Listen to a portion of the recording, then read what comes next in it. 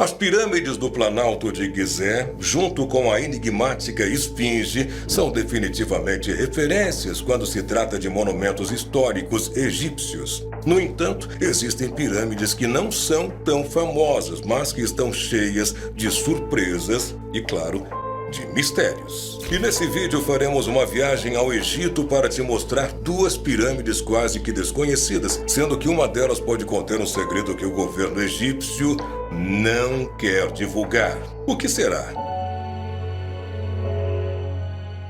A pirâmide de Djoser é famosa por ser a primeira construída em degraus. Porém, existe outra obra muito importante neste tipo de arquitetura, que é a pirâmide Meidum, e que marca a transição do início do período dinástico para o Império Antigo. A pirâmide foi uma das obras de Seneferu, primeiro faraó da quarta dinastia, que reinou entre 2630 a 2609 a.C. Ele também ergueu duas outras pirâmides conhecidas como Vermelha e Curvada, e certamente sua paixão por este tipo de estrutura tenha sido herdada pelo seu filho Quéops. Pesquisadores acreditam que Seneferu construiu Meidum antes de completar 15 anos e depois abandonou o local para iniciar a construção da Vermelha em Dashur, cerca de 40 quilômetros ao norte, que é considerada como a primeira pirâmide verdadeira, que é o formato mais conhecido por todos, como vemos hoje na pirâmide de Quéops. A estrutura interna da pirâmide de Meidum é bastante simples, mas ao mesmo tempo inovadora, se tornando padrão das gerações seguintes.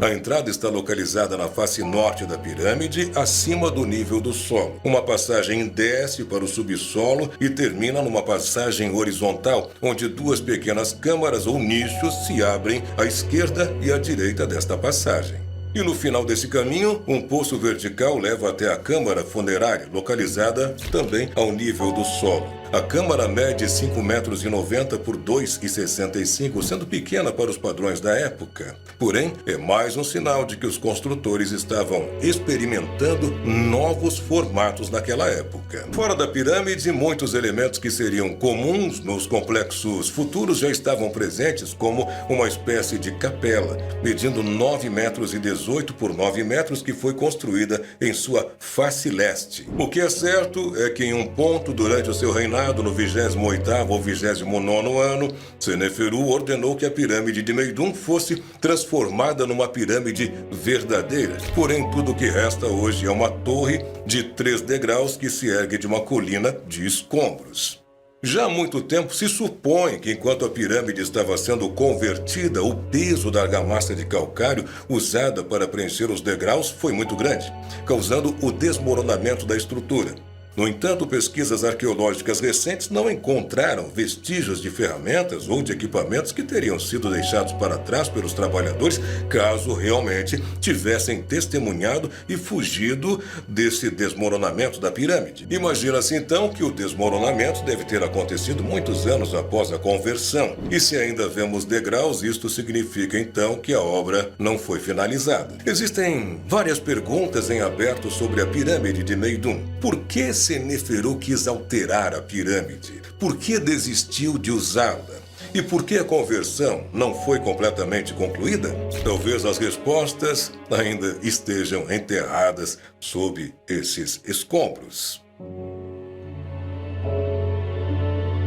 Já a pirâmide de Hawara, feita para o faraó Amenemés III, está localizada a cerca de 9 quilômetros a leste do oásis de Fayum. Amenemés III foi o 6º faraó da 12ª dinastia do Império Antigo e reinou por volta de 1850 a.C., permanecendo por cerca de 45 anos no governo. Curiosamente, Hawara não foi a primeira opção do faraó, visto que sua pirâmide original foi construída em Dashur antes de suas demais edificações em Fayum. A verdade é que o rei não ficou satisfeito com a primeira pirâmide, pois diversos obstáculos e falhas ocorreram durante o processo de construção, o que o levou a direcionar os seus esforços e a sua atenção, dinheiro e tempo ao projeto, então, em Fayum. A primeira característica da pirâmide de Hawara, e que a diferencia das anteriores construídas durante o período do Império Antigo, é que sua entrada encontra-se na seção sul, enquanto as demais ficam na seção norte, como em Meidum, que mencionamos agora há pouco no tópico anterior. Esta alteração teria sido feita então para enganar os ladrões que quisessem acessar a câmara mortuária para roubar o faraó e seus itens de valor. Além disso, para iludir os saqueadores que já eram comuns naquela época, uma entrada falsa foi projetada na parte oeste da pirâmide, onde uma longa escadaria levava a uma pequena sala vazia. Já o acesso à câmara mortuária verdadeira era feito por uma passagem estreita e curta localizada no chão, e esta passagem era bloqueada por uma grande pedra com mais de 45 toneladas. Como se não bastasse, a abertura levava a outra passagem que corria em diferentes direções, a leste, a norte e finalmente a oeste, tornando ainda mais difícil chegar à antecâmara que permite a entrada na câmara funerária. Mas apesar de todas essas precauções tomadas pelo faraó e seus engenheiros para proteger a pirâmide em Hawara, os ladrões conseguiram entrar na câmara funerária por uma abertura no teto e saquearam todos os itens valiosos e importantes que os sacerdotes haviam colocado ali. A pirâmide de Hawara já havia sido bem estudada, porém, em 2008, um grupo de pesquisadores belgas e egípcios descobriram algo também espetacular. Graças à tecnologia de penetração de solo por radar, foi detectado um enorme complexo subterrâneo que se iniciava abaixo da pirâmide e que poderia tratar-se de uma lendária construção citada pelo historiador grego Heródoto no século V a.C., que até então era considerada por muitos como uma história inventada. Heródoto escreveu que havia visitado um labirinto durante suas viagens ao Egito, afirmando ter contado 3.000 quartos com paredes cobertas de hieróglifos e pinturas, compondo um complexo funerário escondido sob uma pirâmide. Em um trecho de seu segundo livro, Histórias, é possível perceber seu espanto e a sua admiração. Esta é uma obra que nunca vi antes e que desafia a descrição, pois qualquer edifício grego pareceria menor em esforço e despesa comparado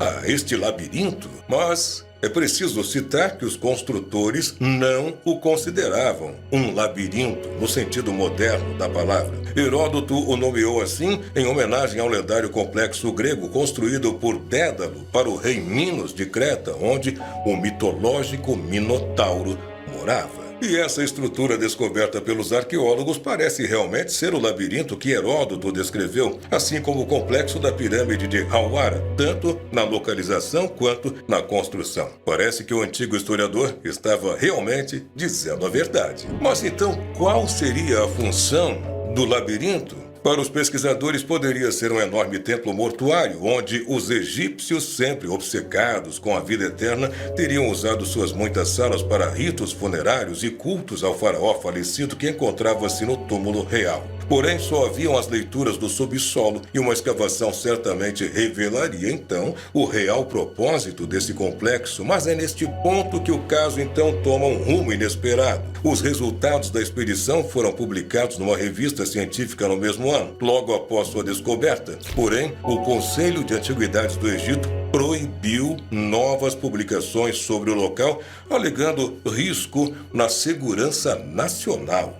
Os pesquisadores então ficaram surpresos, mas tinham a esperança de que o governo egípcio reconhecesse a descoberta e a tornasse pública, permitindo assim os trabalhos de escavação e novos estudos e pesquisas. Mas isso nunca aconteceu. Louis de Cordier, um dos integrantes da expedição, resolveu então abrir, em 2010, uma página chamada Labirinto do Egito, numa rede social, com o intuito de tornar a descoberta disponível para todos. E você já conhecia estas pirâmides misteriosas? E o que será que os egípcios estão escondendo para não permitirem mais pesquisas e escavações em Hawara? Muito obrigado por ter assistido a este vídeo até o final. Se você gostou, deixa aí o teu like, deixa um comentário, também te inscreve no canal, clica no sininho de notificações e até o próximo vídeo aqui no canal Muito Estranho. Um forte abraço e até mais!